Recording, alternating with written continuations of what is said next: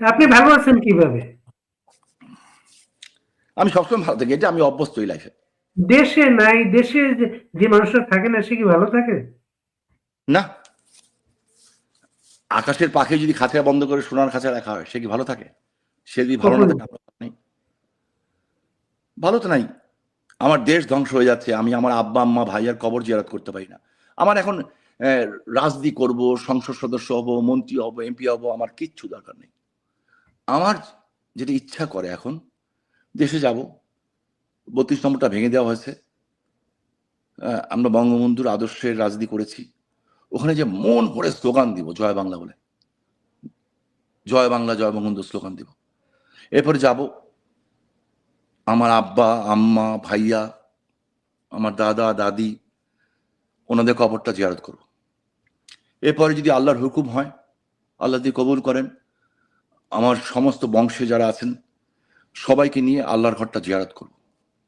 জিয়ারত করে এরপরে আসব। ইলেকশন করব কিনা মনে হয় না, কতটুকু রাজনীতি করবো সেটা জানি না, তবে দেশের মানুষের সেবা করব এবং যেখানেই থাকি জাতির পিতার আদর্শের একজন কর্মী হিসাবে যেটুকু করা দরকার সেটা করব। কিন্তু কিছু চাওয়া কিন্তু পাওয়ার এত আশা। সহজ ভাবে বললেন, তো সহজ ভাবে বলে গেলেন দেশে আসবেন, আসলে এই করবেন সেই করবেন, দেশে আসলে সেই স্বাভাবিক অবস্থা কি পাবেন? হ্যাঁ, জাস্ট ওয়েট অ্যান্ড সি বাড়ি ভাই। কেন কিন্তু খুব খুব কনফিডেন্সের সাথে বলছেন আপনি, আমি দেশে আসার পরে আমি এমন একটা 100 পরিস্থিতি আমি হবে আপনাদের পক্ষে। আপনি 100% কনফিডেন্স নিয়ে বলছি, ইনশাল্লাহ ইনশাল্লাহ আমরা দেশে যাব। বিজয়ের মাসেই দেশে যাব। বিজয়ের মাসে আবার বিজয় হবে শেখ হাসিনার, এবং এই বিজয়ের মূল নায়ক হবে বাংলাদেশের জনগণ। জনগণ আজকে বুঝতে পেরে গেছে যে what's going on. People's are not stupid. সবসময় পিপলসকে স্টুপিড বানানো যায় না। বাংলাদেশের মাটিকে ব্যবহার করে, বাংলাদেশে জঙ্গিবাদ কায়েম করে, হ্যাঁ, আপনি ভারতকে ডিস্টার্ব করবেন, ওখান দিয়ে মায়ানমারে যুদ্ধ লাগাবেন, আর বাংলাদেশ ওদিক থেকে গোলা এসে পড়বে বাংলাদেশে, মরবে বাংলাদেশ, আর পাকিস্তান ওখানে আরামে থাকবে। ওদের আইএসআই এজেন্ট বাংলাদেশে ঘুরে গেছে, ওরা আল কায়দা। তারপরে আমি কেন বলবো, জাতিসংঘের নিরাপত্তা পরিষদই তো বলছে। আর বাড়ি ভাই, আপনার দেশের ইজ্জত কোথায় আছে এখন? এই যে মির্জা হাফিজ সাহেব মুক্তিযোদ্ধা, আমি ওনাকে রেসপেক্ট করি, উনি এখন ভারপ্রাপ্ত রাষ্ট্রপতি। কয়েকদিন আগে দেখলাম কি জুলাই যোদ্ধা না কাদের সম্বর্ধনা অনুষ্ঠান, ওই অনুষ্ঠানে উনি উপস্থিত, মহামান্য রাষ্ট্রপতি উপস্থিত, মাননীয় স্বরাষ্ট্রমন্ত্রী উপস্থিত, মুক্তিযোদ্ধা মন্ত্রী উপস্থিত, মুক্তিযোদ্ধা প্রতিমন্ত্রী সাদেক হোসেন খোকাবাইয়ের ছেলে উপস্থিত। আমি দেখলাম ওইখানে এমন ভাবে হইচই হলো যে পৃথিবীর সমস্ত দেশের রাষ্ট্রদূতরা, অ্যাম্বাসেডাররা ওখানে ছিলেন, তারা দৌড়ে ওখান থেকে পালিয়ে গেলেন। এরপরেও এই দেশে ইজ্জত থাকে? এরপরে তো এই দেশে ইজ্জত কোথায় আছে আমি জানি না। এই রিপোর্ট কি পৃথিবীর সব দেশে যায় নাই? পৃথিবীর সব দেশ এখন বুঝতে পারছে। আমি যে দেশে বসে আছি, মার্কিন যুক্তরাষ্ট্র, এখানে আমি আগেও ছিলাম। আমার অনেক ছোট ভাই আছে, আমার সন্তান আছে যারা এখানে প্রচন্ড হাই প্রোফাইলে থাকে, কাজ করে, মেইন স্ট্রিমের সাথে কাজ করে। এদের মতামত কি আমি জানি। সো ইউরোপিয়ান ইউনিয়ন কি চিন্তা করছে সেটাও জানি। এরা কেউই আরেকটা এক্সট্রিমিস্ট কান্ট্রি হোক, এবং বাংলাদেশ যদি আমি একদম স্ট্রেট বলতেছি আপনাকে, আর্মির 2জন বড় বড় অফিসারের সাথে কথা হলো, আমাকে বললেন ওনারা যে কি করছেন, কি ভাবছেন শাহিন ভাই। আমি বললাম যে আসবো। আসবেন নাকি? আমি বললাম যাই না, আপনারা ব্যবস্থা করেন, আপনারই তো দেশের সেনাবাহিনী, যা কিছু করেছেন আপনারই তো করছেন। উনি বললেন জলদি আসার ব্যবস্থা করেন। আমি বললাম ফাইন। কেন? বলে দরকার হলে বিএনপির সাথে আপনারা নেগোসিয়েশন করেন। আমি সেটা তো বিএনপির বুঝতে হবে। বিএনপি একটা ডানপন্থী দল, মধ্যপন্থী ডানপন্থী দল। আজকে বিএনপি 100% চরম উগ্র ডানপন্থীদের কবজায় পড়ে গেছে। ওর কয়দিন পরে ওনাদের নিঃশ্বাস নেওয়ার জায়গা থাকবে না, একুল ওকুল দুকুল হারাবে ওনারা। আপনি আমার এই কথাটা লেখে রাখেন। ফ্র্যাঙ্কেস্টাইনের সাথে বন্ধুত্ব করে কোনো লাভ নাই। মনে করছেন যে এইভাবে থেকে উনি প্রধানমন্ত্রী থেকে যাবেন? Not at all. যদি আওয়ামী লীগ, ওরা যেটুক এখন পর্যন্ত চেক অ্যান্ড ব্যালেন্স করছে, আওয়ামী লীগের ভয়ে করছে, শেখ হাসিনার ভয়ে করছে যে কখন ফিরবেন, এই কারণে এই ভয় চলে যায়, আগামীকাল বিএনপি ক্ষমতা থাকবে না। তারেক সাহেবও ক্ষমতা থাকবেন না। এটা আপনাকে আমি লিখিত দিচ্ছি। এই দুই সেনা কর্মকর্তা কি আপনার কাছ থেকে খবর নিলেন আসলে আওয়ামী লীগ কি চিন্তা করছে? নো, তারা, আমি জানি তারা দেশপ্রেমিকের সন্তান, তাদের বাবা মুক্তিযুদ্ধ ছিলেন, এটুকু আমি জানি। তারা চিন্তিত দেশ নিয়ে। তখন আমি বললাম যে আপনি সেনাবাহিনী, আপনারা পারছেন না? কয় না, আমরা পারবো না। আমি কেন? তো কেন উত্তর পেয়েছি ওটা আমি এখন আর ব্যাখ্যা দিতে চাই না, কারণ আমাদের সেনাবাহিনীর ভাবমূর্তি নষ্ট হোক এটা আমি চাই না, কারণ আমাদের সেনাবাহিনীর একটা ব্যাপক ভাবমূর্তি সারা বিশ্বে তৈরি হয়েছে, বাট ওটা কিন্তু নষ্ট হয়ে যাচ্ছে, আস্তে আস্তে নষ্ট হচ্ছে। এবং দেখবেন এইসব বিষয়ে কিছু আন্তর্জাতিক বিশ্বের থেকে বেশ কিছু খবরদারি যাবে, এই কিছুদিনের মধ্যেই যাবে, আইসিটি ব্যাপারে যাবে, ওনাদের ব্যাপারেও যাবে, হয়তোবা মেবি, না যাক আমি চাই, কিন্তু যাবে। ওনারা আমাকে মানে বললেন, তাদের তো ভয় একটাই ইয়ে আছে যে জাতিসংঘ বাহিনী, হ্যাঁ, সেনাবাহিনী তো সবসময় সেটাই চিন্তা করলো। আরো অনেক বিষয় আছে, দেখা যাক, আমরা দেখি, ওয়েট এন্ড সি, আগে থেকে কমেন্টস করে কোনো লাভ নেই। সেটা উনি বললেন যেটা খুবই অ্যালার্মিং। উনি আমাকে বললেন, শামীম ভাই, একজন শামীম ভাই বলেন, একজন শামীম সাহেব বলেন, আমাকে এইভাবে বললেন, যদি আনলাম যে কি হবে, বলল যে এই সাবকন্টিনেন্টে না, সারা পৃথিবীর মধ্যে বাংলাদেশ একটা সবচেয়ে বড় extremist, terrorized and Islamic extremist country হিসাবে পরিণত হবে। আপনারা চেক দিতে পারবেন না? বলুন না, আমরা পারবো না। তাহলে কাকে চেক দিতে হবে? বললো এইটা চেক দেওয়ার ক্ষমতা একমাত্র জাতির পিতার কন্যা ছাড়া কেউ পারবে না।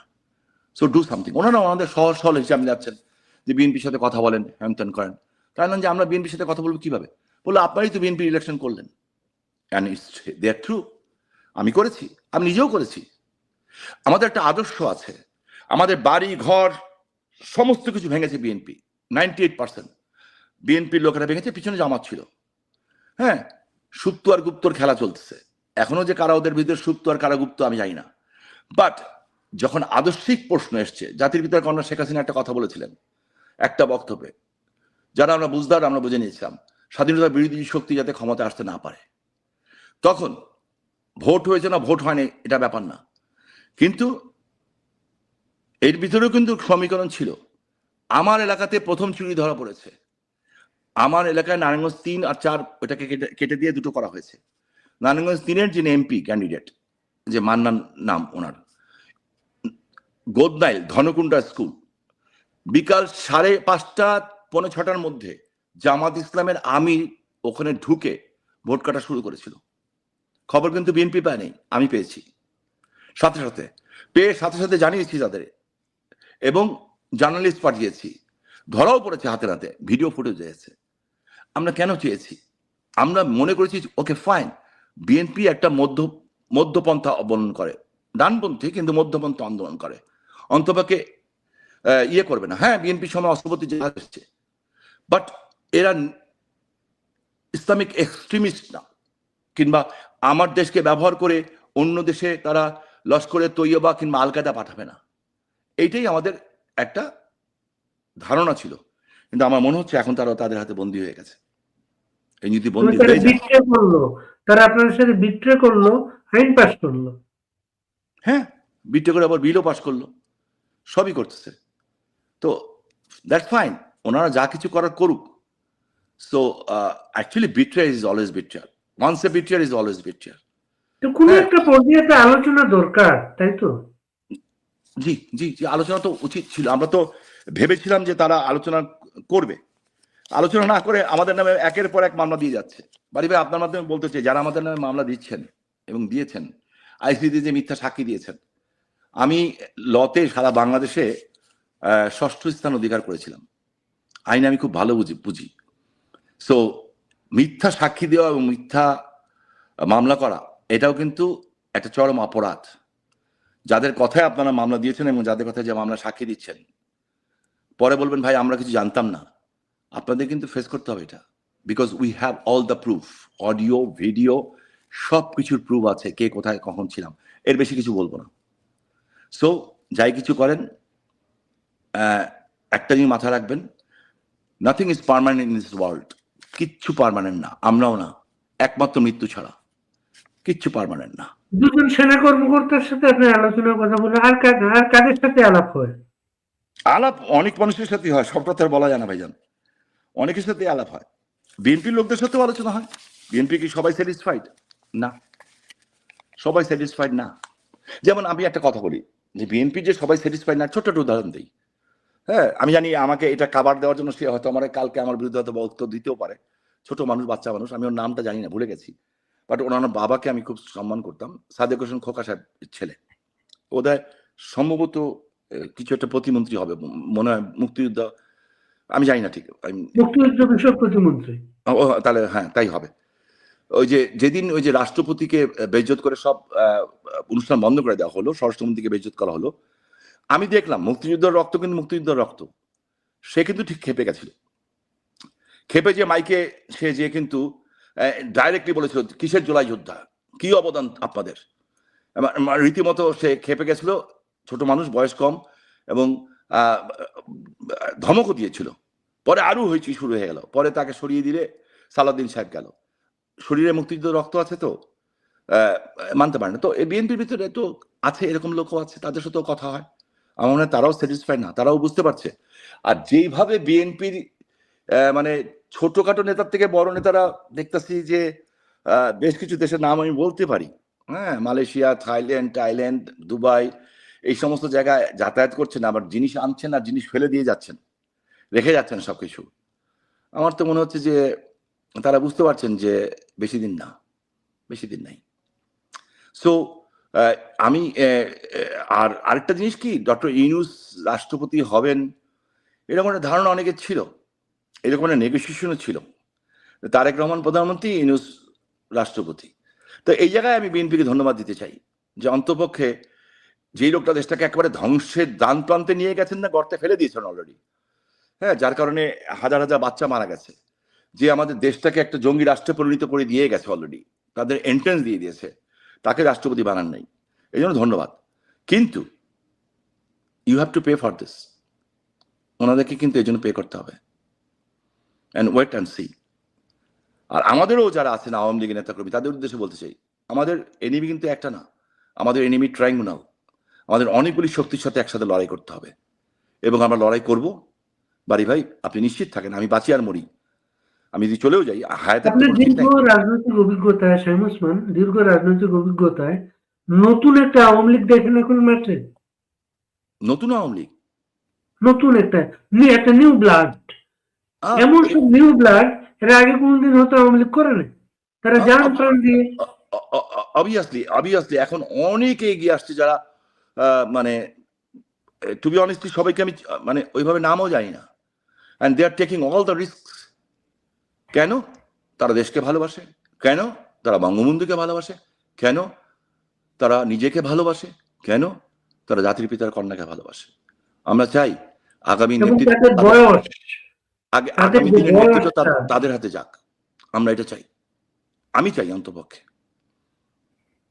বিকজ আপনাদের ফিরে আসা, আপনাদের দেশে ফিরে আসার কথা যখন হচ্ছে, তখন গত কয়েকদিন যাবৎ আরেকটা কথা সামাজিক যোগাযোগ মাধ্যম হচ্ছে যে অনেকে হয়তো আসবেন না, যারা আসবেন না তারা আওয়ামী লীগ থেকে বহিষ্কৃত হবে। আমি এরকম কথা শুনিনি।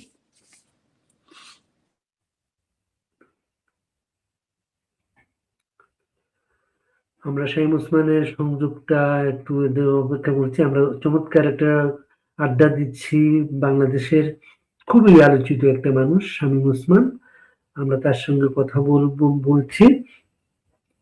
তিনি খুব অকপটে তার মনের কথাগুলো বলছেন, মনের কথাগুলো বলছেন, এবং তিনি এই প্রথম কোন অনুষ্ঠানে কথা বলছেন। তাকে আমরা কয়েকদিন আগে আমেরিকার বিভিন্ন প্রোগ্রামে দেখলাম, দেখার পরে আমরা অনেক মানুষ তার কথা শুনছিল, আমরা তার সংযোগটা দিচ্ছিল, আমরা অপেক্ষা করি, অনেক মানুষ তার কথা শুনছিল, তখন আমরা তাকে কন্টাক্ট করলাম, কন্টাক্ট করার পরে উনি আমাদের সাথে কথা বলতে রাজি হলেন। তার সাথে আমাদের ব্যক্তিগত একটা সম্পর্ক বহু বছরের, যখন নারায়ণগঞ্জের চাষাড়ায় আওয়ামী লীগ অফিসে বোমা হামলা হয়, সেই রাত্রে আমি স্পটে ছুটে গিয়েছিলাম, সেই স্পটে একটা ভয়াবহ একটা পরিস্থিতি ছিল তখন পুরা নারায়ণগঞ্জ জুড়ে। তখন তাকে কিন্তু সেখান থেকে সিএনএইচে নিয়ে আসা হয়েছিল। সিএনএইচে অনেকদিন কিন্তু তিনি চিকিৎসায় ছিলেন। তো সিএনএইচ থেকে তার সাথে কথা হতো। বাড়ি ভাই আমার লাইনটা বোধহয় ডিসকানেক্ট হয়ে না, গেছে। না, ঠিক আছে। আমরা আসলে আপনার আপনার ইয়েটা আর কি, আপনি ওই নেত্রী কি বলেন আপনাকে? হ্যাঁ, নেত্রী একটা কথাই শুধু বলেন যে আল্লাহ যখন বাঁচিয়ে রেখেছেন, এবং বাড়ি ভাই এই কথা বলেই আমি একটা কথা বলতে চাই আপনাকে। হ্যাঁ, এটা আপনি আমাকে একটু বলার সুযোগ দিন। হ্যাঁ, মধ্যেখানে 2 মিনিট আমি শেষ করবো কথাটা। অবশ্যই। আমি রাজনীতি কিন্তু আগে অন্যভাবে বুঝতাম, যেমন এখনো অনেকে বুঝে।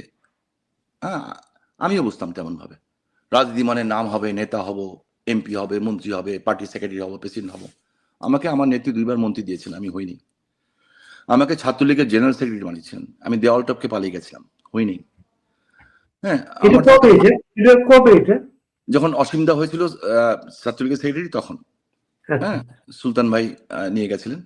আমি দেওয়ালটাকে পারে, আমি পদ পদবিতে যাইনি কোনো সময়। কেন আমি কেন আমি পালিয়ে গেছিলেন? আমি আমি চাইনি হতে কি, আমার এগুলি আমার কোনো বাইন্ডিংসে থাকতে ভালো লাগে না। তো আমি একটা কথা বলতে চাই। হ্যাঁ, তো তখন অত রাজনীতি বুঝতাম না, ছোট মানুষ ছিলাম। যখন আস্তে আস্তে বুঝতে শিখলাম তখন বুঝলাম যে আচ্ছা ঠিক আছে, এটা হওয়া দরকার। এটা অনেকে বন্ধু বান্ধব বলতো কেন হবি না, মন্ত্রী হও, এটা হও, এটা হও, এটা হও। 2001-এ জাতির পিতার কন্যা যে শেখ হাসিনা, যাকে আমরা অসম্মান করলাম, চরম অসম্মান করলাম, বেজ্জত করলাম কিছু লোকের দ্বারা, যে সম্মানটা আল্লাহ তাকে ফেরত দিবেন এটা আমি আপনাকে গ্যারেন্টি দিয়ে বলছি। ইনশাল্লাহ, ইনশাল্লাহ, ইনশাল্লাহ, ইনশাল্লাহ। এমন কোনো অলি আলিয়ার দরবার নাই যে তার জন্য দোয়া হচ্ছে না। বাংলাদেশের লাখো কোটি কোটি মানুষের হাত তার জন্য উঠে আছে। ভুল করলে আমরা করেছি, উনি করেন নাই। ভুল করলে আমরা করেছি। এই ভদ্র মহিলা 2001-এ গেলেন মিটিং করতে নারায়ণগঞ্জে 2500-এ, দুপুর 1টা বাজে। বাড়ি ভাই বিশ্বাস করেন, কাঠ ফাটা, মানে গরম, মানে কি একদম ভাদ্র মাসের গরম।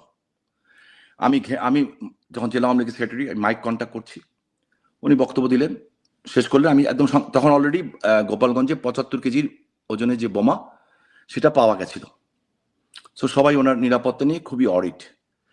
তো উনি মিটিং শেষ করে চলে গেলেন। আমার পাঞ্জাবি পায়জামা ভিজে, মনে করেন একেবারে মানে নিজের কাছে নিজে মানে ঘৃণা লাগছিল যে এত মানে নোংরা অবস্থা। তো এসএসএফ এর গাড়ি চলে গেল, হেলিকপ্টারে এসেছিলেন আপা। তো কিছুক্ষণ পরে এসএসএফ ফেরত আসলো, এসে আমাকে বলছো স্যার স্যার স্যার স্যার। আমি জি। বলে আপনাকে মাননীয় প্রধানমন্ত্রী ডাকছেন। আর আমাকে কেন? বলো আমরা যাই না, একটু তাড়াতাড়ি আসেন। তো আমি আবার লাফ দিয়ে গাড়িতে উঠলাম, জিপে উঠলাম, গেলাম, টান দিয়ে গেলাম। ওখান থেকে 1 থেকে 1.5 কিলোমিটার দূরে একটা হেলিকপ্টার সেনাবাহিনীর রাখা। হ্যাঁ, আমি দেখলাম তার থেকে 100-200 হাত দূরেই বেশ কিছু মহিলা। বাড়ি ভাই তখন বাংলাদেশে একদম গ্রামের মহিলা, 2500 গ্রাম এলাকা এটা। হ্যাঁ, ব্লাউজ পরা নাই, কিছু মহিলা, বয়স আমার মার মতো বয়স, সবাই মানে 60 ঊর্ধ্ব বয়স, সবার 70-75 বছর বয়স, ছিঁড়া টিরা শাড়ি পরা, বুড়া বৃদ্ধ বৃদ্ধ মানুষগুলি সব লুঙ্গি পরা, পাঞ্জাবি পরা, কিছু মানুষের মাথায় টুপি আছে, কিছু মানুষের টুপি নাই। আর ছোট ছোট বাচ্চা, এর মধ্যে মনে করেন 100-200-300 বাচ্চা, এর মধ্যে মনে করেন ম্যাক্সিমাম কাপড়ই নেই শরীরে, ন্যাংটা পিচ্ছি আর কি, 3-4-5 বছরের বাচ্চা। ওরা তো জানে না এটা কে। তোরা বাচ্চাগুলি হাসিনা হাসিনা বলে হাত দেখাচ্ছে। তা আপা হেলিকপ্টার আমাকে বললেন যে শামীম তুই একটু যাবি আমার সাথে। আমি কোথায় আপা? বললো কুমিল্লা চান্দিনা যাব, জনসভা। আমি আপা আমার অবস্থা এরকম করে, কিচ্ছু হবে না। যে আমি সকাল থেকে কিছু খাইনি রে, হ্যাঁ আমি কিছু খাইনি, তুই যদি যাস তা তুই একটু 40-45 মিনিট বক্তব্য দিস, ওই সময়টা আমি সার্কিট হাউসে একটু রেস্ট নিবো আর একটু কিছু খাবো। আমার অনেক মায়া লেগে গেল। বললাম আচ্ছা আপা এই অবস্থায় যাবো? বললো হ্যাঁ চলো, কিচ্ছু হবে না। বললাম জি আচ্ছা চলেন। তো উনি হেলিকপ্টার দিয়ে উঠছেন উপরে, 4টা-5টা সিঁড়ি উঠেছেন। বাড়ি ভাই আল্লাহকে সাক্ষী রেখে বলছি, 4টা-5টা সিঁড়ি উপরে উঠেছেন। হঠাৎ করে দেখলাম ইউটার্ন দিলেন, নামলেন, নেমে ওই মানুষগুলির দিকে চলে যাচ্ছেন। সেনাবাহিনী দৌড়ে আসলো, এসএসএফ, পিজিআর সব, স্যার স্যার স্যার যাবেন না sir, sir please sir, sir please sir, sir যাবেন না স্যার। উনি বলেন সরো সরো সরো সরো করতে, একটা সময় ধমক দিলেন, সরো তো, সরো। এটাই জাতির পিতার মেয়ে, ওরা আমাকে মারবে না, আমাকে কারা মারবে আমি জানি। দেন উনি ইন করলেন। আমি দেখলাম ওই বৃদ্ধা বৃদ্ধা মহিলাগুলি ওনাকে জড়িয়ে ধরছে, ওদের বুকের মধ্যে ওনার মাথাটা দিয়ে আদর নিচ্ছেন। এমন ভাবে আদর নিচ্ছেন এবং চোখ বন্ধ করে। ওই বৃদ্ধ লোকগুলি যখন ওনার মাথায় হাত দিয়ে দোয়া করছে, উনি চোখ বন্ধ করে আদর নিলেন। 10-12 মিনিটের ব্যাপার। আবার ঘুরে আসতেছেন, বাচ্চাগুলি আবার হাসিনা হাসিনা বলতেছে। উনি তাকালেন, একটু হাসলেন, হেসে হেলিকপ্টার উঠলেন। আমি একটু দূরে বসার চেষ্টা করলাম ওনার থেকে, যাতে ওনার অপোজিট সোফায় না বসে একটু দূরে বসতে, যা আমার গায়ে গন্ধ, মানে ঘেমে গেছি। তো উনি বললেন এখানে বসো। আর না আপা ওদিকে বসো। বললো এখানে বসো। বসলাম। তো হেলিকপ্টার থেকে এইভাবে নিচের দিকে দেখা যায়, হেলিকপ্টার তো এইভাবে উপর দিকে উঠে, উনি নিচের দিকে তাকিয়ে আসেনি মানুষগুলির দিকে। বিশ্বাস করেন বাড়ি ভাই, ওনার চোখ দিয়ে টপ টপ টপ টপ করে পানি পড়ছে আর মুখে হাসি। তো তখন ওনার সাথে সব কথা বলে ফেলতাম, সব যা ইচ্ছা বলতাম, ছোট ছিলাম তো। তাই আমি বলছি আপা, ও আপা। বলে কি? বললাম আপনি হাসেন না কাঁদেন? তো আমার দিকে তাকিয়ে বললেন শামীম, এই বৃদ্ধা বৃদ্ধা মানুষগুলি যখন আমাকে জড়ায় ধরে না, আমার মনে হয় আমার মা কবর থেকে উঠে এসে আমাকে বলছে, মা গো, এই মানুষগুলির জন্য কিছু কেউ নাই, তুই ওদের জন্য কিছু কর। এই বৃদ্ধ বৃদ্ধ লোকগুলি যখন আমার মাথায় হাত দিয়ে দোয়া করে, আমার মনে হয় আমার বাবা মাথায় হাত দিয়ে দোয়া করছে, মা গো, এই মানুষগুলির স্বপ্ন পূরণ হলো না, তুই ওদের স্বপ্নগুলি পূরণ কর। ওই ছোট ছোট বাচ্চাগুলি যখন আমাকে দূর থেকে বলতেছিল না হাসিনা হাসিনা, আমার মনে হচ্ছিল যে আমার ছোট্ট ভাইটা রাসেল বলছে, হাসু আপা, হাসু আপা, আমাকে একটু তোমার কোলে নাও। বাংলাদেশের মানুষকে শেখ হাসিনা এইভাবে দেখে। সো আমার বিশ্বাস যে মানুষকে এভাবে, আল্লাহর সৃষ্টি সেরা জীব আশরাফুল মুখলুকাতকে এভাবে ভালোবাসে। এই মানুষের ভাগ্য পরিবর্তনের জন্য যে মহিলা 18-19 ঘন্টা দৈনিক কাজ করতেন, যেই কটা মানুষ আমাকে আল্লাহ চিনিয়েছে দুনিয়াতে, এক, আমার আব্বা ছোটবেলায় মারা গেছেন 24 বছর বয়সে, আমার মা, আমার বড় ভাই নাসিম ওসমান, আমার মা এবং আপা, এই 3টা মানুষ আমাকে আল্লাহকে চিনিয়েছেন। আমি ওই পথেই আছি, ওইটি আমার শান্তির পথ, ওইটি আমার সাহস, একমাত্র সাহস, আর কোনো সাহস আমার নাই। আমি বিশ্বাস করি এবার যে কাজটা করলেন বাংলাদেশের গ্রাসরুট লেভেলের এই পরিমাণ নেতা কর্মীর সাথে উনি কথা বললেন। আপনি আমার অনুষ্ঠানে অনেক বাচ্চারা আসে, ছেলেরা আসে, কেউ বলে আমি 4 বার কথা বলছি, আমি 5 বার কথা বলছি। মানে সারা দেশের নেতা 18-19 ঘন্টা ধরে দেশের খবর নিচ্ছেন। আমার এলাকার খবর আমি যা জানি তার চেয়ে 80% বেশি উনি জানেন। ইন্ডিভিজুয়ালের সাথে কথা বলছেন। আমি শুধু একটা কথা বলবো, আমরা ভালো খারাপ সবকিছু মিলিয়ে মানুষ, আমাদের ত্রুটি বিচ্যুতি আছে, থাকলে আল্লাহর কাছে ক্ষমা চাই, আপনাদের কাছে ক্ষমা চাই। বিশেষ করে ম্যাটিকুলাস ডিজাইন থেকে নেত্রীর কর্মী হয়েও, বঙ্গবন্ধু আদর্শের সৈনিক হয়েও মানুষকে বাচ্চাদের বাঁচাতে পারিনি, এই জন্য তাদের কাছে আমি ক্ষমা প্রার্থী। মধ্যবিত্ত নিম্ন মধ্যবিত্ত পরিবার যারা আজকে না খেয়ে আছেন, দেশে তেল নাই, গ্যাস নাই, পানি নাই, বিদ্যুৎ নাই, হাহাকার, মানুষের চাকরি নাই, ক্ষমা চাই তাদের কাছে, ক্ষমা চাই। দোয়া করবেন যাতে আমরা নেতৃত্বে কোনো পদ পদবি না, কোনো ইলেকশন না, কোনো এমপি না, কোনো মন্ত্রী না, জাস্ট ওইটুকু। সর্বশেষ তার সঙ্গে যাদের দেখা হয়েছে তাদের কেউ কেউ আমাদেরকে বলেছেন অবাক তারা দেখেছেন, তার মানে কোনো পরিবর্তন নাই, ঠিক আগের মতো। বলো আমরা গণভবনে যেমন কথা বলতে ঠিক অবিকল সেই। আমি আপনাকে বলি, তার সাথে আমার অনেক কথা হয়েছে। তিনি আগের চেয়ে অনেক শক্তিশালী মানসিকভাবে। আল্লাহ রহমানের রসুল পাকের ওসিলায়, আপনাদের দোয়ায়, বাংলা মানুষের দোয়ায়, সারা পৃথিবীর মানুষের দোয়ায় উনি শারীরিকভাবেও ভালো আছেন, মানসিকভাবে শক্তিশালী আছেন। এবং ওনার সাথে কথা বললে আমার মনে হয়, আমি মাঝে মাঝে ভেঙে পড়ি, কিন্তু ভেঙে পড়ি, মিথ্যা তো বলবো না আপনাকে। মানে বিদেশের মাটিতে থাকা খাওয়ার খরচা সবকিছু মিলিয়ে একটা ঝামেলায় পড়েই যাই মাঝে মাঝে, এটা বলা উচিত না, বাট আলহামদুলিল্লাহ ভালো আছি। বাট ওনার সাথে যখন কথা বলি আমার কাছে মনে হয় যে এইভাবে এটা সম্ভব কিভাবে, সম্ভব কিভাবে? এত বড় মানসিক শক্তি এটা তাদেরই থাকে যাদের উপরে আল্লাহর খোদ রহমত থাকে, মানুষের কোটি কোটি মানুষের দোয়া থাকে। বাড়ি ভাই, আমি অলিয়ার দরগায় যাওয়া মানুষ। আমি ভালোবাসি যেতে ওখানে, চুপচাপ বসে আমি ইবাদত করতে পছন্দ করি। মক্কায় গেলে, কাবা গেলে আমি পছন্দ করি, মদিনায় গেলে ভালো লাগে আমার। সো আমি এমন কোন অলিয়ার দরবার দেখি নাই, উনি জানেনও না যে ওনার জন্য দোয়া হচ্ছে। আমি আল্লাহর নামে শপথ করে বলছি আপনাকে, সেদিন নিজামুদ্দিন আউলিয়া বাবার দরগার থেকে একজন বললেন আমাকে, ফিদা ভাই, যে ভাইয়া, আমি হিন্দিতে বলছেন, আমি বাংলায় বলি, যে এক আদমি আয়া থা, হ্যাঁ, একজন মানুষ এসেছিল রোজার মাসে, প্রতিদিন শত শত মানুষকে ইফতার করিয়েছে। তা আমরা ওনার নাম লিখতে চেয়েছিলাম, উনি বলছেন না, নাম লিখবেন না, শুধু শেখ হাসিনার জন্য দোয়া করেন। তো আল্লাহর চেয়ে শক্তিশালী কেউ নাই। আল্লাহ দেখেন যে আমার বান্দা আমার উপর ইমান রাখে কিনা, এবং শেখ হাসিনার ইমান আল্লাহর উপরে আছে, মানুষের প্রতিও আছে। কিন্তু ক্ষমতায় আজকে সেই ব্যক্তি যে তাকে 21শে আগস্টে হত্যা করতে চেয়েছিল, সে আবার তাকে হত্যা করতে চায়।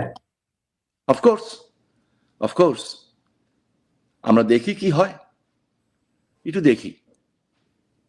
দেখি না আমরা, এবং ইনশাল্লাহ, হ্যাঁ, এই দেশে তো 30 লক্ষ মানুষ জীবন দিয়ে স্বাধীনতা গেছে, 2 লক্ষ মামনের সম্মান গেছে।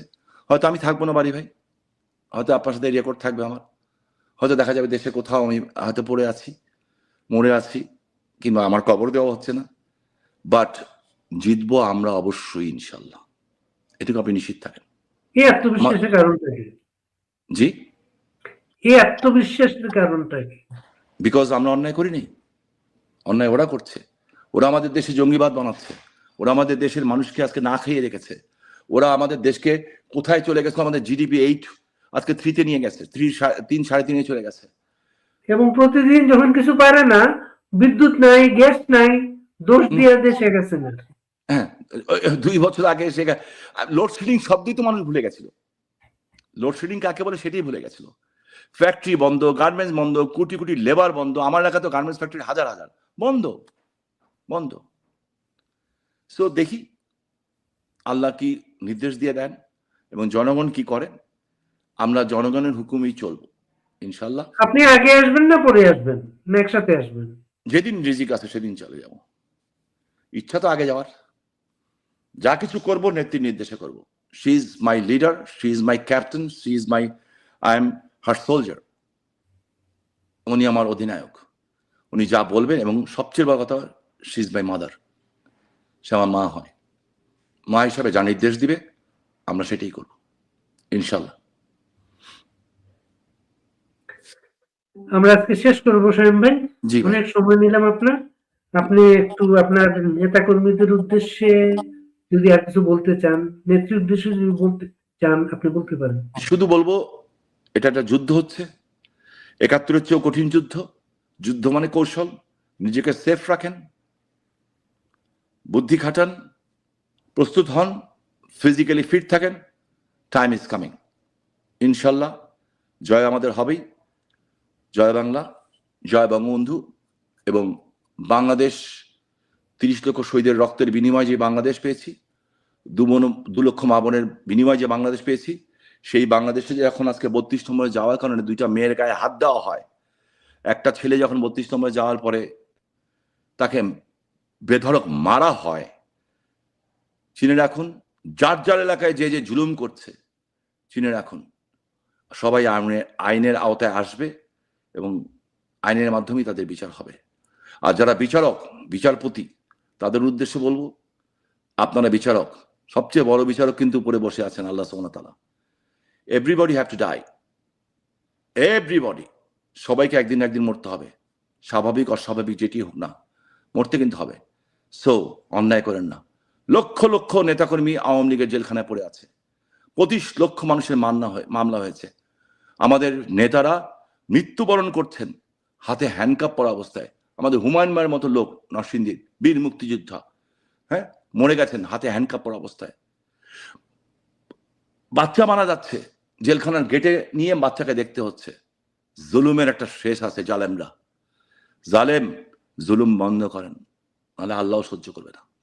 সো নেতাকর্মীদের উদ্দেশ্যে বলবো, একটু ধৈর্য ধরেন, ইনশাল্লাহ উই শ্যাল ওভারকাম। আপনাকে অনেক ধন্যবাদ। আপনার যেদিনই কথা বলতে ইচ্ছে করবে, যখনই কথা বলতে ইচ্ছে করবে, আমাদের সাথে একটু নক করবেন, আপনাকে আবার সামনে নিয়ে আসবো মানুষ ইনশাল্লাহ পারি ভাই, এবং যেদিন যাব তার আগে আপনাকে জানিয়ে যাব ইনশাল্লাহ। অবশ্যই, ভালো থাকবেন। জি ভাইয়া, আসসালামু আলাইকুম।